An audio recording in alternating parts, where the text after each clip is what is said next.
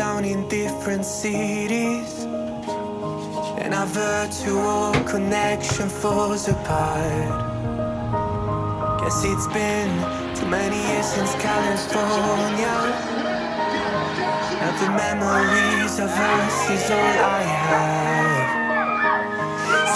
What's up, guys? Welcome back to another video. Welcome to 2023. Happy New Year. Really hope you had an amazing New Year and had a safe party and running the New Year exactly how you wanted to. I sort of did. I went to a fun party, but my Ohio State Buckeyes missed the last-second field goal to lose the game. So that sucked. And plus, I think I've had some kind of stomach virus the last 2 days or so. My stomach has really been hurting. Yeah, I don't know. We're going to see if we can get that fixed, but today we're going to push through and crank out this video. So me and Sky are going on 2 years of exclusivity next week. And I think if anyone wants to date, they especially want to date around this time of the year, Christmas into New Year's. So this got me thinking, why am I dating her? Why did I choose to make her my girlfriend? Why has the relationship worked out so well? Because assuming things keep going into the future as they are now, she will one day be my wife. I'm not a dating expert by any means, believe me, so take anything I say with a grain of salt. Everything is my personal opinion, but here are my top 5 things I look for in a spouse to be future wifey material. Let's go.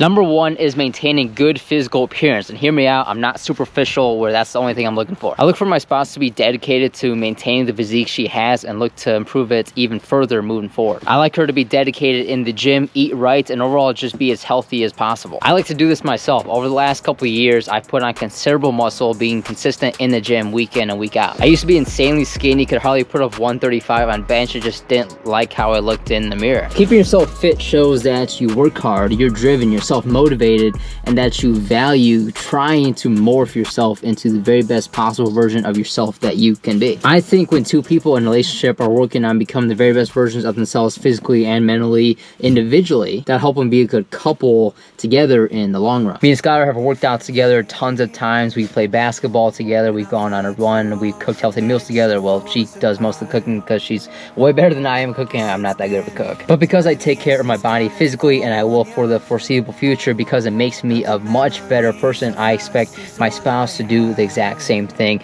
and Skylar does that. One day I'm gonna reach ya, take a plane for many miles. We pretend that time didn't pass us by when we're on Mulholland Drive. I know it. Number 2, sensitive topics like religion, politics, abortion, etc. You name it, I want to make sure we agree on most things. I think these are conversations you got to have at the start before you guys even start dating. I know a lot of people think that, oh, if you guys like each other, you might as well start dating and see where it goes and talk about these things later, given that they're serious or not that important at the start. In my opinion, if you plan on dating for the long term, you have to literally sit down with them at a table, one-on-one, face-to-face, and have these serious, difficult conversations before you even put a label on anything. Because if you don't do this, say you guys date 6 months, 12 months, or whatever, then you have these serious conversations and you realize, oh shit, we actually don't have anything in common. This is never going to work out. So you just wasted all that time. You could have been finding someone else. After we started being exclusive, I waited 6 months to officially make her my girlfriend, and this is the main reason why. Plus, I was having fun being single at the time. Politics, religion, abortion, every serious topic in the book we've had a conversation on. I would say we agree on probably 90% of those big topics, and the other 10% are a little less relevant, non-impactful stuff that we can agree to disagree on and move about our day totally fine. I know a lot of people say, oh, well, you don't need to be the same religion to make that work. You don't need to be the same politically. One could be hard conservative, one could be hard liberal, and you guys can live totally fine. And yes, that is true in a lot of cases. Fun fact, my parents are actually different religions. But me personally, I want to avoid arguments and hassle where possible and just overall make my life as chill as it can be.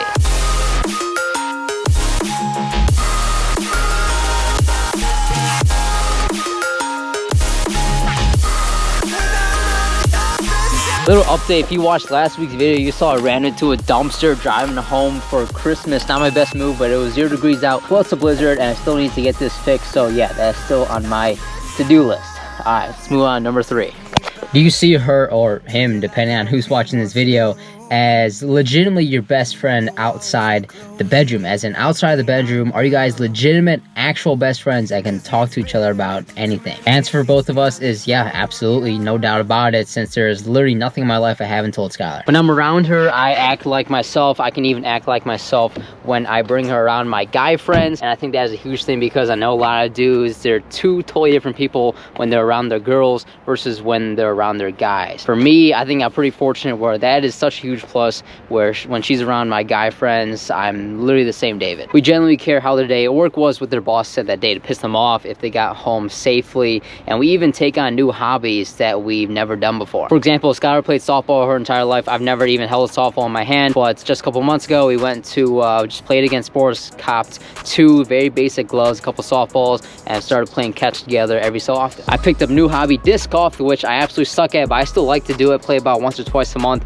I recently got her into playing disc golf as well, and she's come to really enjoy that also. I think what goes down in the bedroom is a huge part of a relationship, absolutely massive. But if you guys aren't legitimate best friends when you aren't in the bedroom just chilling, then it's never gonna last long term. Skylar moved in with me 6 months ago, and we lived together every single day, 24 hours a day since then. 2 people in a studio apartment. It's just one room. It's not even a separate bedroom where she or I could go off and chill separately. It's one room, 2 of us together. But there hasn't been a single day where, you know, I've wanted to take a day off from her or get away from her or get some fresh air or anything like that, because we are generally best friends. We love being around each other all times of the day, even when we are arguing. And of course, with her moving in, we have argued about little stuff, but at the end of the day, it is all just friendly arguments. And yeah, hope those 3 have made sense so far.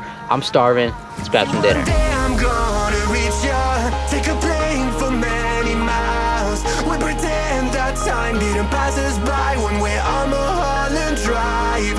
I know it won't be long. Yard House, best restaurant of all time to this day, my absolute favorite. I think it's a nationwide chain, so if you go there, do yourself a favor, get the Maui pineapple chicken. It is arguably the best dish I've ever had. Easily top 3, so try that. All right, bonus question for the video, Skylar. What is like the #1 trait about me that makes me a great potential future husband? Your passion and drive. Okay. You are constantly doing things that you love to do while overcoming the obstacles that are in the way. Yeah, I appreciate that. You know, for example, my stomach's been killing me the entire day, but I'm still cranking out this video for you guys because I posted a video every single Monday for, what am I at, like 146 Mondays now or something like that. So last thing I'm gonna do is skip an upload just for a little tummy ache. So yeah, appreciate that. All right guys, I'll see you first in the morning for number 4 and number 5. All right, number 4, she understands that she isn't the top priority in my life, but that she's one of many different priorities in my life. Top priority in my life is my family and my health, and always will be. Top priority in your life might be your family, your sport, your religion, your favorite hobby, whatever. And then next, after my family and my health, I have Skylar, and then my hobbies like my full-time job, coaching soccer, making these YouTube videos, and lift, aka what I was already doing before I met her. I know some girls out there, and I guess even some guys too, might say now that we're dating, I expect you to give me more time, more attention than you normally would, to give up some of your hobbies and some of the things you like to do before you met me, because now we're dating, I'm in your life, I need to be your #1. Skylar fortunately respects everything I do. She respects all the hustles I have and encourages me to keep pursuing those passions. And then in return from me, I assure her that I will reorganize my schedule and my time a little bit of all my side passions outside my family and my health to ensure that she gets the time and attention she deserves, because I chose to bring her into my life. I think when you jump into a relationship, and dude, like I said at the beginning of this video, I'm not a dating expert by any means, but I think you got to make sure you're still pursuing your side hobbies, keep your friends in the loop, make sure you don't ruin any friendships, and also just prioritize your family because they were there from the very start. And if she's the one, she'll not only understand these, but also help you continue doing these things as well. And number 5, I'm going to make this one quick. Your family likes her. I think that's pretty self-explanatory. I personally would not date someone my family does not like and not exactly getting their approval on her. Just making sure everything is clear up front between my girlfriend and my family, because I think if you don't do that up front, you're just asking for hassle and arguments down the line. Those were 5 things I look for in my spouse. Hopefully I don't sound too picky. I really don't think I'm picky at all. I think these 5 things are just 5 common sense things I think you can find on Google, you find online from some psychological relationship guru, not like myself or if you talk to anyone else. So really hope you enjoy this video. I don't know when I'm going back to Atlanta yet. It might be next week, might be the weekend after. I think I gotta take care of what the hell is going on in my stomach right now. I ate a McDouble from McDonald's for the first time in probably 6 years the other day. I think that's what's screwing me up, because right after I ate that, I started feeling queasy. Never again. I don't like McDonald's as is that much. won't be going back there for at least a couple years. But I really hope you enjoyed this video, guys. If you did, make sure you drop me a thumbs up. Also subscribe to my channel because I drop a new video every single Monday that you don't want to miss. See you next Monday.